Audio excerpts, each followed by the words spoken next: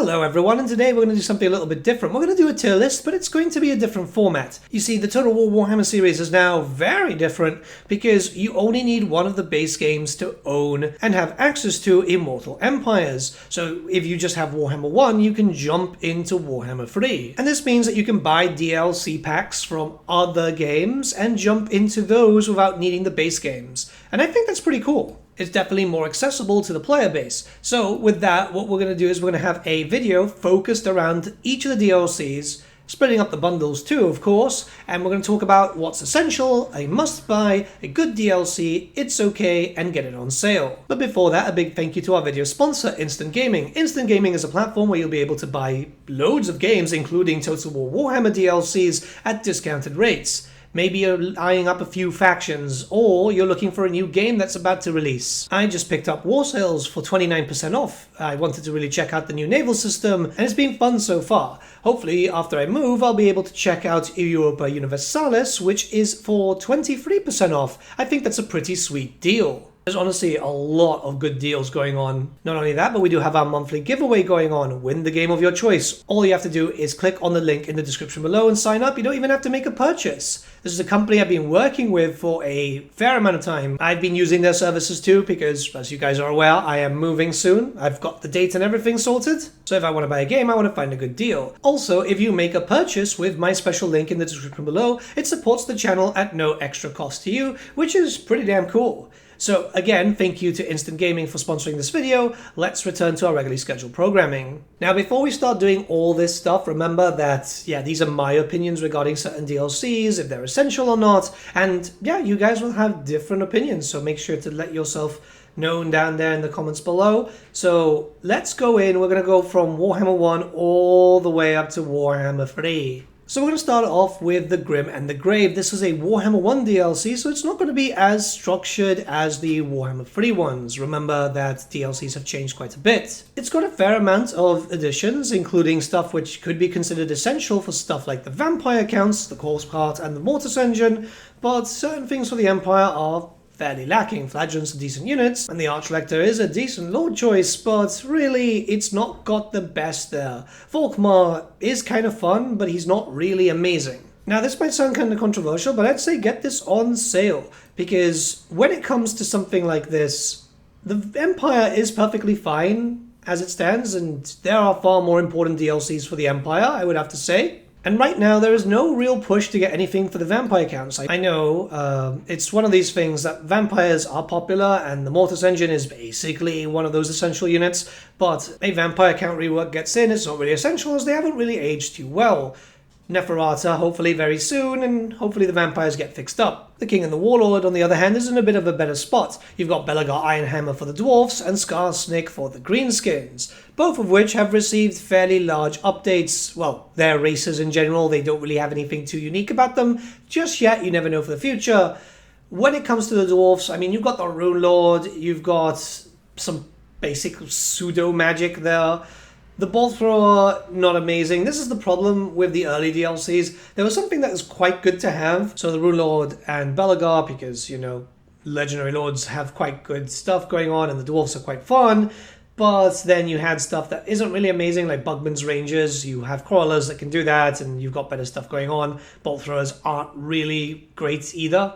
Whereas Skarsnik does fare a little bit better. You've got the Squig Herd, it's a very, very good unit. Nasty Skulkers aren't too bad. And Skarsnik himself was recently updated to have Stalking Stance, which actually makes him a lot more fun. A lot more fun. So I'm going to put it on It's Okay at the moment. I feel like it would go all the way up to like good DLC or even must buy if eventually something gets done with the 8 Peaks mechanic, just to give some more structure to the Legendary Lords. You can enjoy the Dwarfs without this DLC. You don't really need the Rune Lord in that case. And with the Greenskins, you can enjoy it less. That's why I'm saying it's okay, but it's not really that amazing. Thankfully, these DLCs are fairly cheap, and you can get pretty good discounts on, say, for example, Instant Gaming.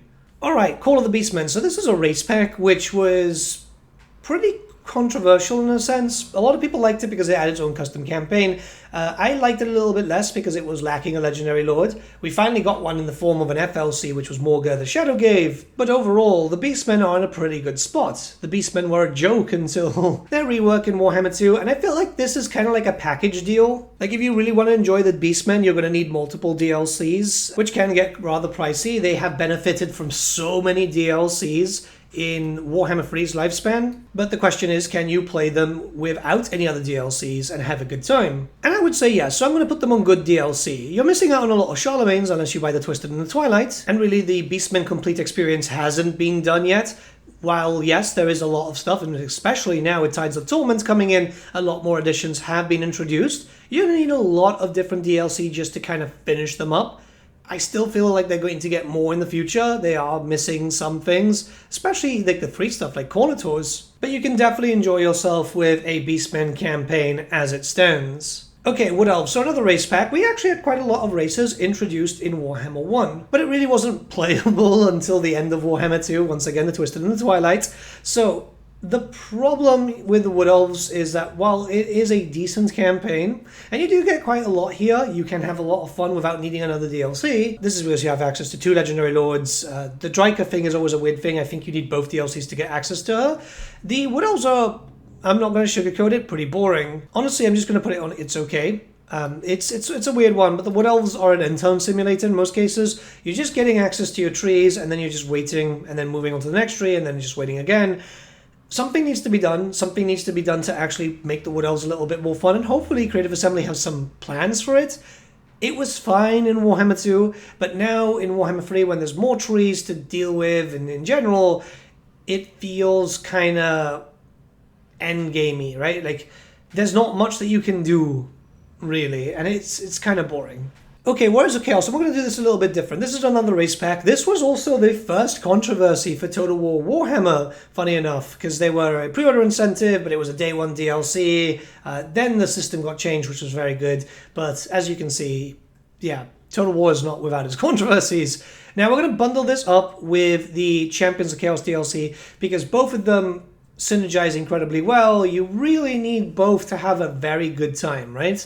The Warriors of Chaos are the quintessential big bad here. So this one's going to be a hot take, but I'm going to put both of them as a package deal in Essential.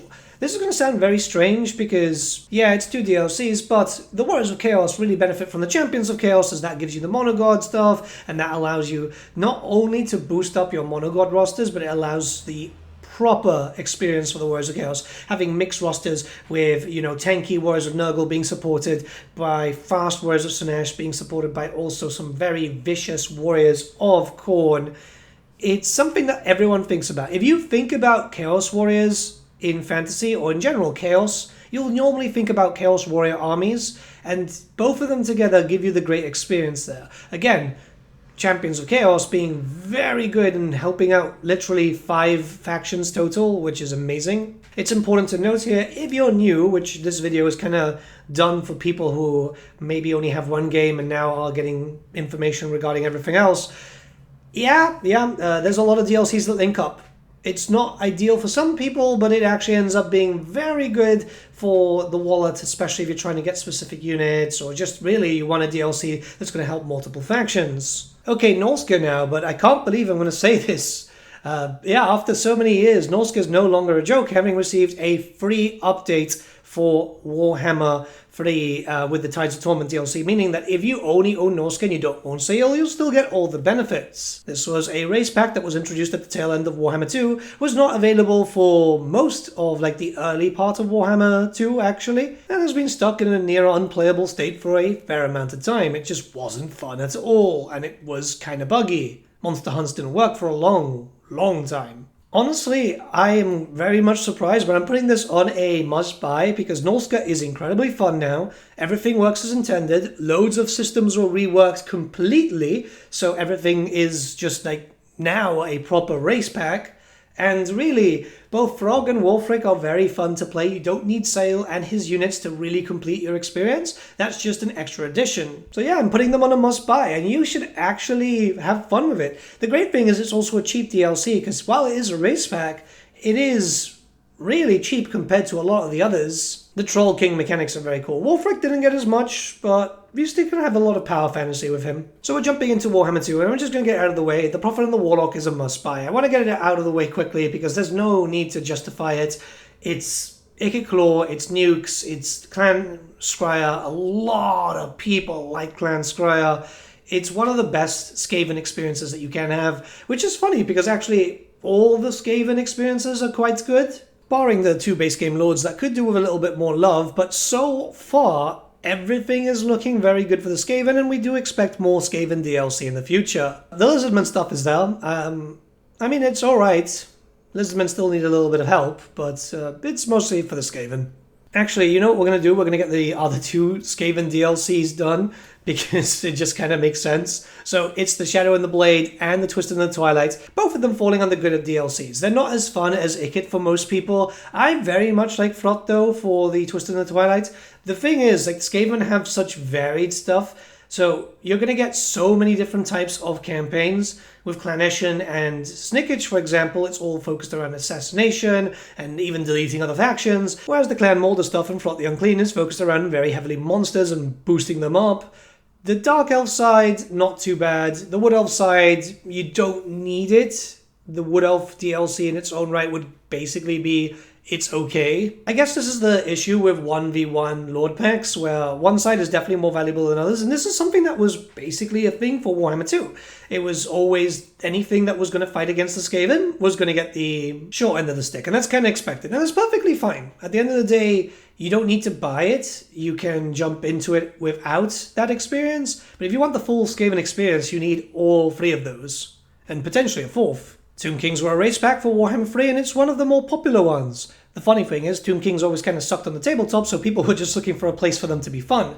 And I argued that they were always fun. The Tomb Kings were one of the best race packs and one of the most stylized race packs for Warhammer 2, and have aged incredibly well in Warhammer 3 since their most recent update. You get 4 Legendary Lords, a pretty tasty roster, which has had a few free additions in the past, and they're only going to get better in the future because we now know that there's more Tomb Kings content coming with the Lords of the End Times. Tomb Kings are essential no matter what way you spin it. They are one of the best, and they can only get better from now on. So, yeah, essential it is. Curse of the Vampire Coast is another race pack which has slowly seen some age, but I imagine that we'll probably see some updates around Lord of the End Times for them.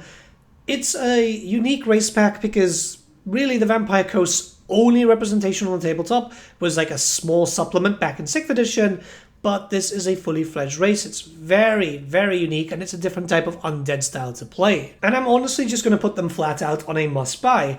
They're very, very different. They could do with some touch-ups, it's only a matter of time, but you've got 4 campaigns, technically free, because Aranessa brings nothing really new to the table, and all of them are quite fun. Harkin has got his mental instability, Noctilus has his grand declarations, and obviously the brand new character, which is Celestra Diaphyn. Yeah, I like her. She's very well written. I really wish they did something with Aranessa though, because, yeah, not much can be done there. Unto the Beast is next. It's going and it's okay. It's another Empire DLC versus Lizardmen. I like Nakai, but I don't really like Nakai. If his minor faction would be a bit more active, it'd be a bit better. And really, there's nothing really too needed. War wagons aren't amazing for the Empire. I mean, it's okay, and yeah, you can get your hands on it for a pretty cheap price, but it's kind of hit and miss there. Really, it depends on the players, but I feel like there's more important Empire DLC to really give them the real big push. It's definitely a unique campaign for both sides, so it's nothing like I'm saying you shouldn't buy. I'd say after a fair amount of years, you'd probably get your hands on all of them, because, why not, right? It's a 10-year series, and you can get pretty good discounts year round, so don't worry about that. It can be a little bit expensive, but at least it's not as bad as a Warhammer army. Put it this way, all the DLCs and the base games together, and it's still not enough for a really good competitive army for the old world. We're going to get both High Elf DLCs out of the way now, so it's the Warden and the Paunch and the Queen and the Crone. So, the Warden and the Paunch, good DLC. It's got a fun character. Alfarian's basically just Batman. Greenskin side also very, very good because it gives you Grom, which has a fun mechanic. You get units that are kind of useful both sides, so either way, you're going to be having a very good time there. When it comes to the Queen and the Crone, however, Like it's decent, but it's not amazing, right? Like I'm just gonna put it out there. There's a lot of fun that you can do, and I think it's okay. I don't think it's like a absolute must-have. Sisters of Avalon and Shadow Warriors are very, very good, don't get me wrong there. And Spellcaster Lords of the Dark Elves very, very useful, but the Dark Elves still need a little bit of help. And the High Elves, like, yeah, they're in a very good spot right now. Very, very good spot right now. I feel like you can have a lot more fun with Tyrion, Teclis, Elfarian, and all the others. Alariel's very much centered around constantly moving. So, like, to get the best benefit about Alariel, it's just having her go from settlement to settlement. Alright, Silence on the Fury. Okay, this one's going to be a bit weird because some of the other DLC attached to it is below. But, yeah, that's going on a must-buy. Oxyodal has a completely unique campaign compared to all the other Lizardmen. And I think he's basically the best Lizardmen campaign out there. Torox is also very unique compared to all the other Beastmen, and you get all the Charlemagnes. So you get the Jabberlife and the Gorgon. I very much see this as more valuable than the others. Torox basically has a rampage mechanic, which is like the Lubu mechanic. Well, it is the Lubu mechanic from Free Kingdoms. It just makes them a lot more movable. I do wish that the other Beastmen Lords had something unique about them. Maybe in the future, you never know. Like, they have been doing a lot of updates. Creative Assembly are doing fairly well there. Okay, we're going into Warhammer 3 and we're going to talk about two things straight off the bat. Shadows of Change and also the Blood Pack. Getting it on sale for the Blood Pack. And with Shadows of Change, it's a bit of a weird one because I still feel it's like incomplete because we don't have a free Legendary Lord. You can get these individually now, and I think that's a really good thing. Cafe is probably the best one there. Kislev you don't need. Kislev is in such a good spot right now that you don't need Ostanka to have a good time with Kislev. Their rework was phenomenal. Cafe, I feel like probably benefits from this a lot more. Same thing with Tzeentch, but the Changeling is incredibly boring. It's a one-and-done campaign. That's the problem. Like, it's fun for one campaign, but you're never really going to see yourself doing a second Changeling campaign. Yombo is quite fun too, but yeah, I think it's more the units that kind of benefit him now.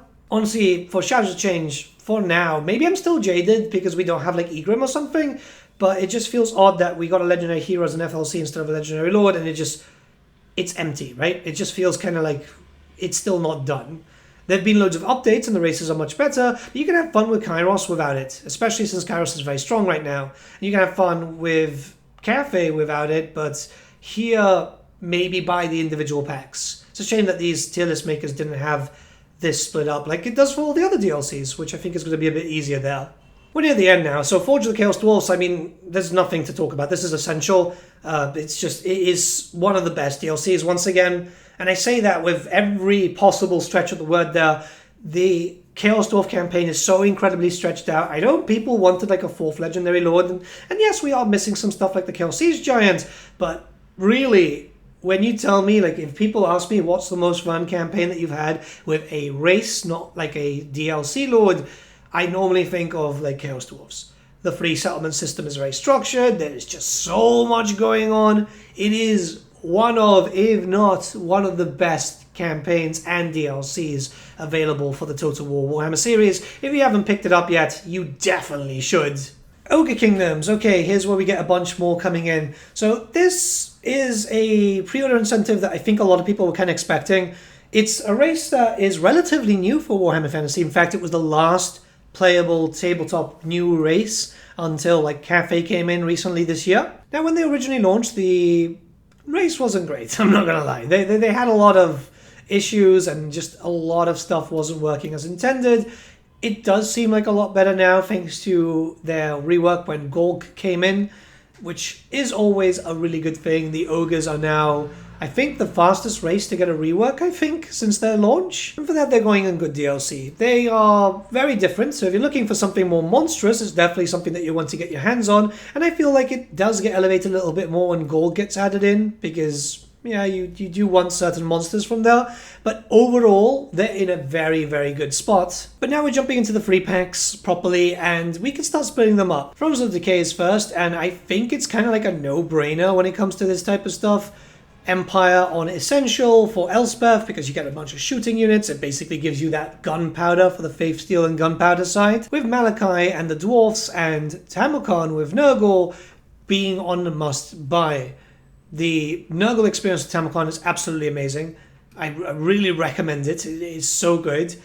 And the dwarfs, I mean, you've got to choose your own adventure thing. It is really good. It is still standing as the best of the free pack DLCs. Tide to Torment being kind of close, but this is the hell of the experience. Omens of Destruction is one of the newer DLCs. This one we had to wait a year for. And this one is Khorne, Greenskins, and Ogres. With the Ogres, we have Golg, which, yeah, I mean, I like it. I'm going to put it on like good DLC because I feel that it isn't essential to play the Ogres, but it does work to have some new units up there. Same thing for the Khorne side. Really, Skull Taker's pretty cool. There's some really good stuff there, and it's also comparable there. It jumps into the Warriors of Chaos and some stuff for the Beastmen. I like it. I think it's a pretty damn good DLC, but it could be a little bit better. Too many teleport mechanics. Where on the other side, the Orcs, I'm putting on It's Okay. And I feel like it's really disappointing in a certain point, right? Because like the units are really good. The Mangler Squigs are awesome. The Colossal Squig is really, really good. But I don't think that the fantasy of Gorbad Ironclaw was really well achieved. And I think that really brings it down. It's okay, and I don't think like it's a bad DLC.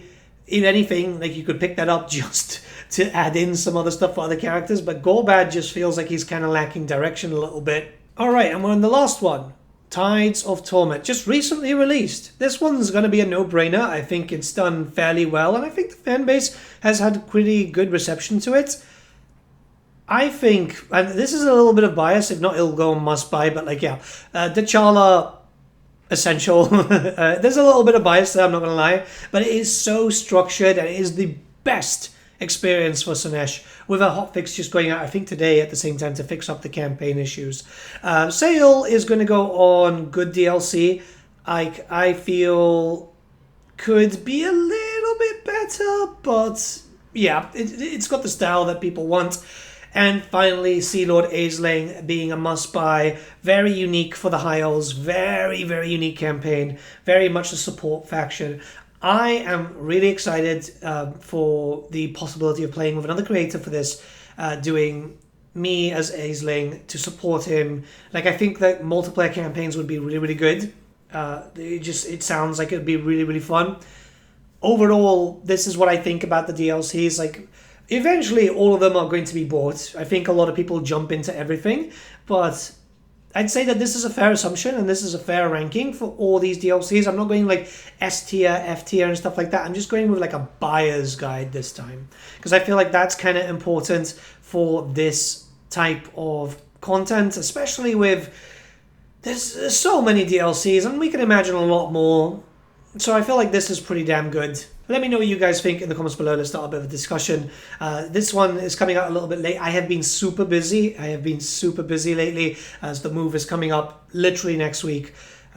So let's hope it all goes well. Alongside there's a game announcement and I don't think I'm going to be able to cover it. We never know. Maybe we get the stuff early. I very much doubt it at this point. But yeah, have a great day, guys. I'll be live on Twitch playing some T'Challa. I'm doing a full world conquest with Slaanesh just to kind of cap off the new year. And pop by, say hi. Yeah, it'll be cool. Have a great one.